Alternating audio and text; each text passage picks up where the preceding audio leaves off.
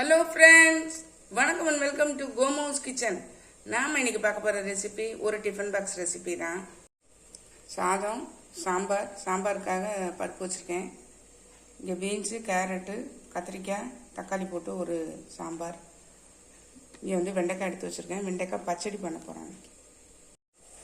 அடுப்பில் குக்கர் வச்சுருக்கேன். அரிசி பருப்பு வச்சிடலாங்களா.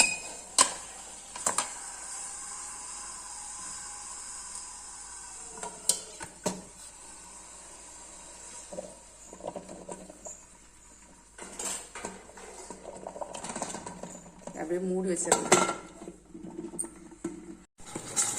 அடுப்பில் சாம்பாருக்கு காய் வெட்டி போட்டிருக்கேன்.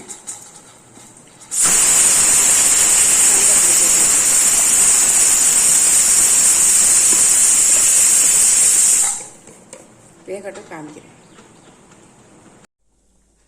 அடுப்பில் கடாய் போட்டு எண்ணெய் ஊற்றிருக்கேன்.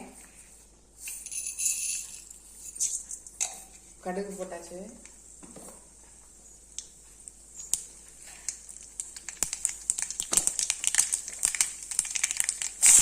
கொஞ்சம் வெங்காயம்,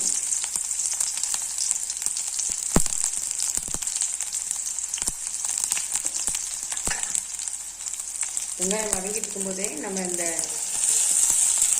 வெண்டைக்காய் உள்ள சேர்த்துடலாம்.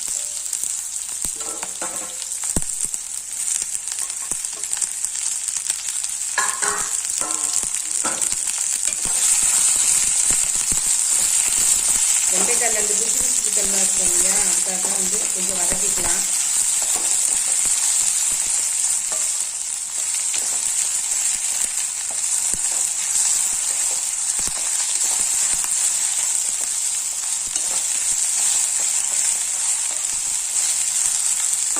வதங்க ஒன்று காட்டுறேன்.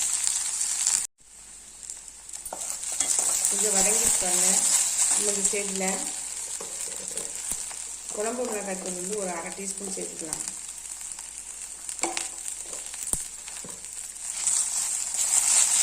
ஃபஸ்ட் லேசாக கிளறி விட்டுட்டு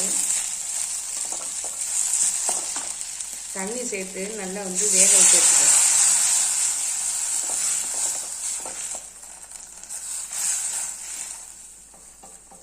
மூழ்கிற அளவுக்கு தண்ணி சேர்த்து நல்லா வேகட்டும். வெந்த பிறகு பார்க்கலாம்.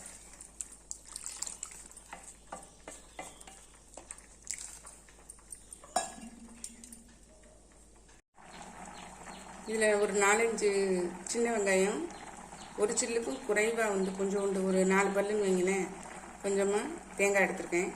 ஒரு சீரகத்தை போட்டு அரைச்சி இதில் சேர்த்துடலாம். காய் வெந்துருச்சு பாருங்கள். நம்ம இப்போ இதில் புளியை கரைச்சி ஊற்றிடலாம்.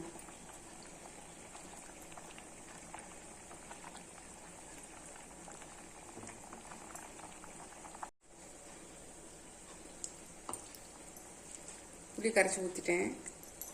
கொதிக்கட்டும் காமிக்கிறேன். நல்லா வந்துருச்சு பாருங்க. இந்த ஸ்டேஜில் கொஞ்சோண்டு புளி பாருங்க, மொத்தமே இந்த இவ்வளோ தான். இந்த புளியை கரைச்சி இதில் ஊற்றிடலாம். சில பேர் வந்து தக்காளி சேர்ப்பாங்க. நான் இன்றைக்கி வந்து புளியை தான் கரைச்சி ஊற்றிருக்கேன்.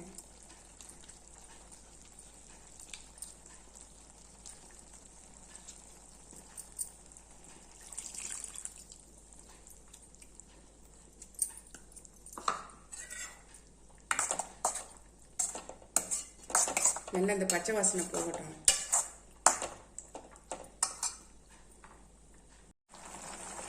நல்லா கொதிக்க ஆரம்பிச்சிருச்சு பாருங்க. பச்சை வாசனை என்ன போயிடுச்சு. நம்ம இந்த ஸ்டேஜில் அரைச்சி வச்சுருக்கோம் பார்த்திங்கன்னா, தேங்காயும் சின்ன வெங்காயம் அதில் சேர்த்துடலாம். நிறைய போட்டுறக்கூடாது, தேங்காய் கொஞ்சமாக தான் சேர்க்கலாம். ஜாரை நம்பி ஊற்றிக்கிறேன்.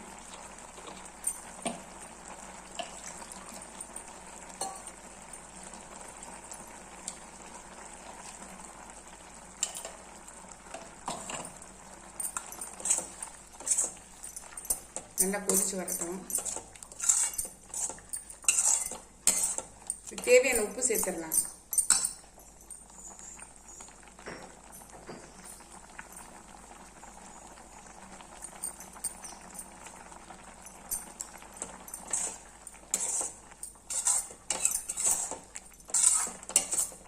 ஒரு கொதி வந்தவுடனே நம்ம இதை இறக்கிடலாம்.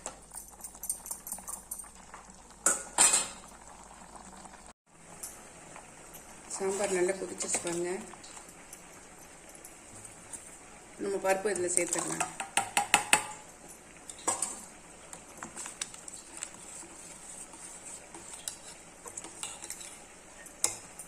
தேவையான அளவு உப்பு சேர்த்துடலாம்.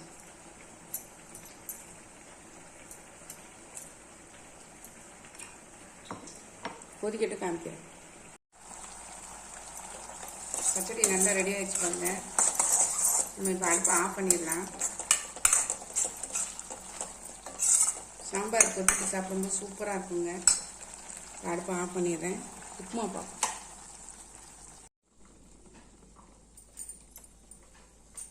சாம்பார் தாளிச்சு விட்டுடலாம். சின்ன கடாய் போட்டுக்கேன். கடுகு, கருவேப்பிலை,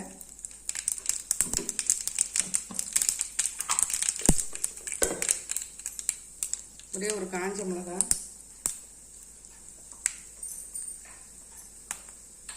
கொஞ்சம் வெங்காயம்,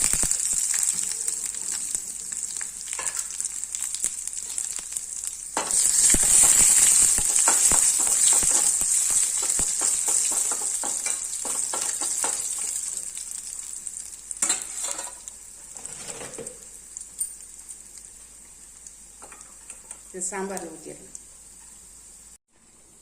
சாம்பார் நல்லா கொதிச்சிருச்சு பாருங்க. இதில் வந்து தாளிச்சதை ஊற்றிடலாம்.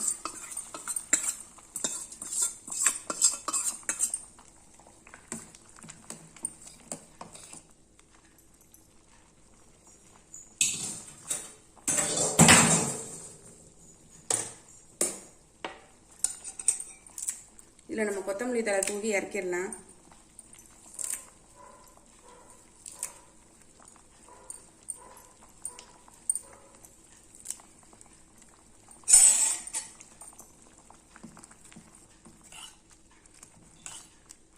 அவ்வளோதான், நம்ம சாம்பார் ரெடி ஆயிடுச்சு. உப்புமா பார்த்துடலாம். அடுப்பில் கடாய் போட்டிருக்கேன். எண்ணெய் விட்டுக்கலாம். தேங்காய் எண்ணெய் விட்டாலும் நல்லா வாசனையாகவும் இருக்கும், டேஸ்ட்டாகவும். கடுகு,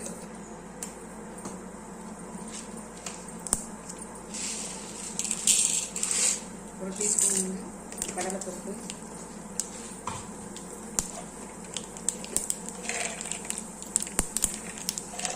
நல்ல கடலைப்பருப்பு ஒரு டீஸ்பூன்,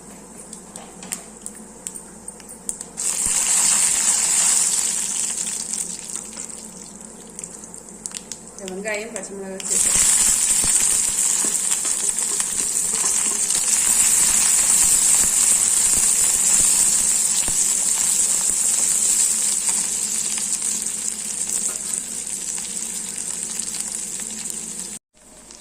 இதில் ஒரு டம்ளர் வந்து ரவை எடுத்துக்க இது சேர்த்துடுறேன்.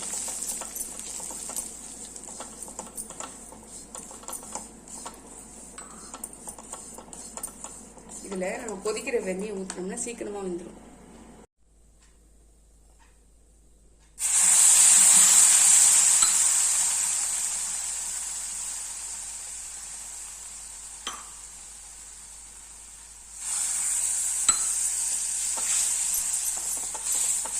தேவையான அளவு உப்பு சேர்த்துடணும். அதில்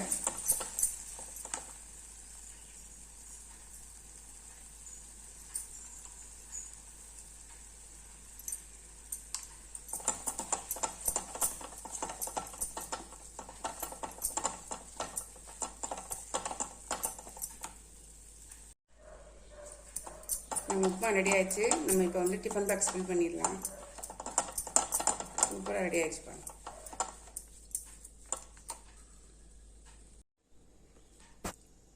சாதம், சாம்பார், பச்சடி, காலையில் பிரேக்ஃபாஸ்ட்டுக்கு உப்புமா. டிஃபன் பாக்ஸ் ஃபில் பண்ணிடலாம். டிஃபன் பாக்ஸ் ஃபில் பண்ணிடலாம்.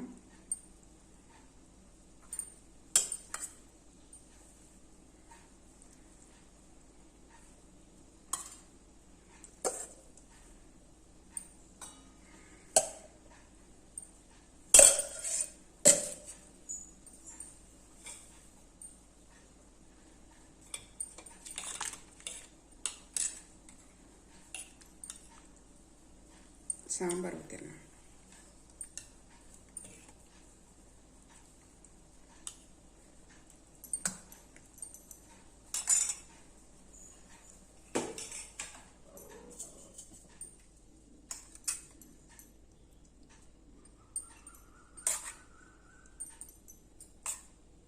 தயிர்,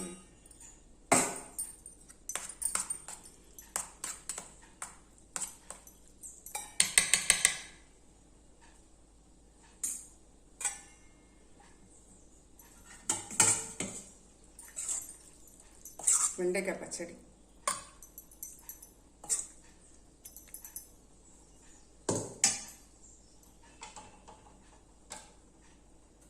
காலையில் பிரேக்ஃபாஸ்ட்டுக்கு உப்புமா,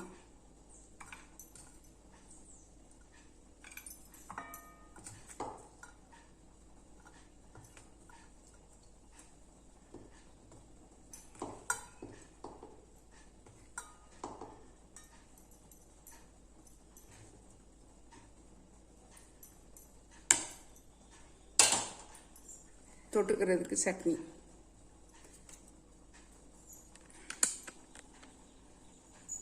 நம்மளுடைய இன்றைக்கி குயிக் சமையலில் பாருங்கள், சாதம், சாம்பார், தயிர், வெண்டைக்காய் பச்சடி, காலையில் பிரேக்ஃபாஸ்ட்டுக்கு உப்புமாவும் சட்னியும். உங்களுக்கு இந்த ஐடியா பிடிச்சிருந்தா நீங்களும் ட்ரை பண்ணி பாருங்கள். ட்ரை பண்ணி பார்த்து கமெண்ட்டில் சொல்லுங்கள், லைக் பண்ணுங்கள், ஷேர் பண்ணுங்கள், சப்ஸ்கிரைப் பண்ணுங்கள், பக்கத்தில் பெல் ஐக்கானை கிளிக் பண்ணுங்கள். நாளைக்கு வேறு ரெசிபியில் உங்களை சந்திக்கிறேன். Bye, thank you.